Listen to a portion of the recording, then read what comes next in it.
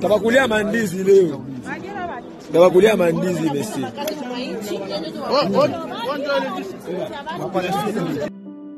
La province de l'Ituri se trouve dans sa phase de stabilisation et de pacification totale. Plusieurs zones jadis menacées par les groupes armés sont passées sous contrôle de forces armées, réduisant sensiblement la capacité de nuisance de ZADF et la circulation devient de plus en plus fluide. Par ailleurs, un retour massif de la population dans leurs villages respectifs, favorisant la réouverture de grands marchés communautaires. C'est le résultat de l'approche militaire et non militaire mise en œuvre par le gouverneur militaire de l'Ituri, le lieutenant-général Boyanka Chamadjouni. Irumu, Mahagi, Mambasa et Aru aspirent à ce jour l'ère de paix, hormis certaines zones minières en territoire de Djougou, où les groupes armés Zahir et Kodeko se disputent la gestion de carrés miniers, d'où l'appel de la jeunesse, de l'UDPS et du chef de secteur des Bahémacides de plaider pour le renforcement des effectifs militaires dans cette région. Le gouverneur militaire à ce stade a fait tout son possible. Il a utilisé des voies très sages, mais l'activisme des groupes armés dans la zone minière nécessite des réponses militaires. Il faut l'augmentation de l'effectif pour répondre en temps réel et aux attaques des groupes armés d'un côté et les attaques de d'autres groupes armés qui se battent aujourd'hui pour des intérêts purement économiques et liés aux exploitations de l'or dans les territoires de Ndjougou. Aujourd'hui, la question de l'Ituri, si le gouverneur a beaucoup d'éléments, on peut mettre fin à la situation de l'Ituri et aller se concentrer sur la situation de Kivu. Nous observons qu'il y a une accalmie avec la présence de la force navale. Ce que nous devons demander à la population de la province de l'Ituri, c'est de soutenir les actions de son Excellence, M. le gouverneur militaire, qui a tiré l'Ituri dans un gouffre. Et aujourd'hui, l'Ituri fait donc un millier qu'on peut venir faire même le tourisme. 3 ans durant, on ne le dira jamais assez, l'état de siège décrété par le commandant suprême de FARDC et de la PNC, Félix-Antoine Tshisekedi Tshilombo, en Ituri. D'abord, la Première ministre a été alertée très tôt ce matin sur les perturbations qui étaient observées dans la ville en termes de circulation à la suite de la grève des transporteurs. Et donc, dès les premières heures de la journée, elle a donné des instructions aux différents ministres concernés, notamment le vice-premier ministre, ministre de Transport, celui de l'économie, les ministres des Finances et bien évidemment, elle a eu des interactions avec les autorités urbaines.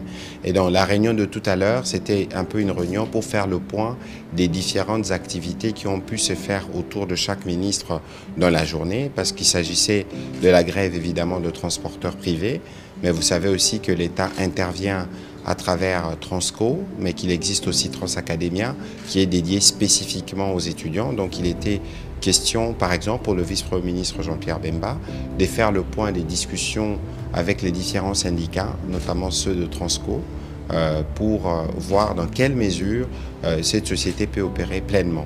Il y a eu des revendications qui ont été données, notamment en ce qui concerne l'attitude du comité de gestion dans la gestion quotidienne de l'entreprise. Des décisions seront prises à ces propos, mais très rapidement, le vice-premier ministre de l'économie a dit avoir mis à disposition quelques mètres cubes de carburant permettant à l'entreprise d'être soulagée et que 2 mois d'arriérés observés à ce niveau-là seront apurés.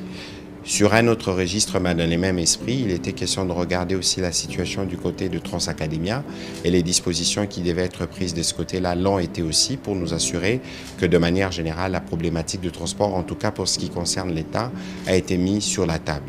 Mais pour ce qui concerne justement la situation spécifique de ce matin, c'est ce qui a justifié la présence du gouverneur. Peut-être que le gouverneur peut, dans les compléments qu'il va faire, vous dire ce qu'il a pu faire et les dispositions qui sont prises au niveau de la ville pour nous assurer que le mouvement est jugulé, mais que dès demain, il ne devrait pas y avoir de perturbations telles que observées aujourd'hui. Bon, alors de ce point de vue, peut-être qu'il faut d'abord féliciter le travail de la police qui a été fait ce matin parce qu'il y avait quand même de l'incivisme lorsqu'on a barricadé, lorsqu'on a attaqué les tricycles, etc. Deuxièmement, le gouverneur le dira sûrement mieux, peut-être que les tracasseries ne relèvent pas forcément de la police, mais c'est aussi de certains agents qui sont commis justement au contrôle. Mais je crois qu'il y avait eu une discussion autour du prix, parce que beaucoup veulent la hausse du prix, et que au niveau du gouvernement provincial, c'est peut-être pas encore ça la décision. Il y a un processus en cours, je crois que le gouverneur peut mieux dire à ces sujets. Déjà, nous sommes là par l'appel de Madame la Première ministre, chef du gouvernement. Il était question de brosser la situation, comme cela s'est relevé ce matin, par cette grève que nous qualifions sauvage, parce qu'il n'y a pas eu un préavis, alors que nous avons un cadre de concertation au niveau de la ville, où le gouverneur entretient des relations directes avec les opérateurs privés et vend dans les secteurs de transport urbain. Alors il s'est dégagé que la police nous a accompagnés d'abord pour nous avons instruit la police, commis à notre responsabilité, de déblayer les routes de tout ce qu'il y avait comme pneus, de tout ce qu'il y avait comme des actes d'incivisme qui se marquaient déjà, mais qu'à cela aussi, l'accompagnement que le gouvernement a pu faire avec l'entreprise Transco, relevant de ses prérogatives en termes d'approvisionnement en carburant, que la ville a accompagné pour éviter justement de couac, parce qu'il y avait un mouvement de grève au niveau de Transco aussi qui a empêché cet approvisionnement-là. Et nous assurons que le cadre de concertation va continuer, parce que c'est là où que nous débattons sur les questions essentielles. Et quant aux tracasseries, nous tenons à soulever ici, il est juste des questions de contrôle de routine des agents de division de transport. Et d'ailleurs, cette mission-là ne concerne que, alors que la pratique de affichage des itinéraires pour éviter les demi-terrains et affichage aussi de prix. Donc voilà, pour éviter les os. Alors de ce contrôle-là, alors il s'est avéré qu'il y a eu une petite incompréhension auprès des chauffeurs, mais le cadre est mis en place pour que nous puissions poursuivre des arrangements afin que tout rentre à la normale. When we produce coffee, but we don't process it. UK, France, Germany, wherever, you don't grow coffee. You don't grow tea. But why do we have to transport our coffee, our tea to Europe? You give it some blessing and then send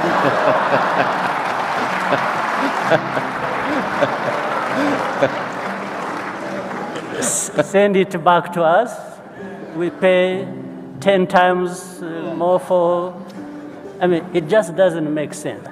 Earlier, as Deputy President William Ruto was saying these things, I remembered at one point I was we were in a meeting, and there was the Vice President of Côte d'Ivoire representing the President.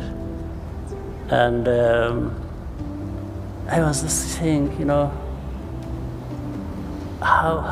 why don't you produce chocolate for us, and we eat chocolate directly from Ivory Coast? Yes. And not from Ghana. And then I even said, you know what, why don't we work together? We look for investments, Rwanda, Côte d'Ivoire, and bring in Ghana, look for this money. Technology will always be found, it is available. And we manufacture, you know, start processing and stop exporting cocoa beans to, because we can do that. We can, and we need to do it. So, intra-African trade, then the CFTA we have witnessed recently, and what is the meaning if we don't address these things? Yes, we can increase the meaning of that by doing some of these things that we know we can do, that are within. And, well, there will always be people trying to undermine these processes. We should be aware of that. But this is a challenge we should confront and deal with. So, nayebi likambo ya difficulté wana. Mais boyeba que ezali simple te. Ezali likambo esengeli ko aborder avec beaucoup de prudence, beaucoup de méthode. Parce que boyebi par exemple na côté est na biso.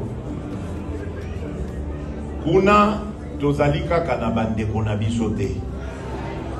Na ebisi bino plan ya monguna ezali kosala biso guerre, ko déplacer la population ndenge boyoki baza près de 2 millions autour ya Goma bakimi ba localité na bango pe ko kotisa ba population ya sika. Lobby tant toroya kozwa paix parce que toko gagner paix wana, je vous le promets. Lobby tant tokozwa kimia bandeko na biso bakimaki bitumba bazongi basangani na ba population oyo wana balingi batinda. Topesi tolobi bon likamba double nationalité congolais nyonso double nationalité ale akomi congolais.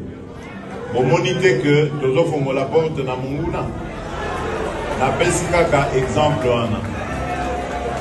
Projet mususu difficulté mususu ezali oyo ya ba congolais oyo bazali penza ba congolais te.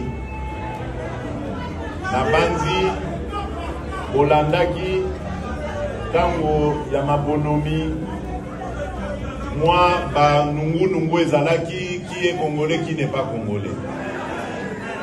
Donc le débat se posera sur l'accès de ces congolais là à certaines fonctions. Donc ça aussi c'est un problème. Donc, bozomona que le phénomène y a nationalité ezali ko senga to analyser yango na kimia nyonso sagesse parce que nga naza contre te que même un étranger oyo aumeli na Congo akoma congolais naza contre te, d'ailleurs je favorise ça. Moutou aumeli chinois, libanais, français, belge qui est resté au Congo, qui a eu ses enfants au Congo, qui a ses activités au Congo, pourquoi pas à comme avec compatriotes na biso. Mais le problème est qu'on s'oppose si il y a accès na certaines fonctions.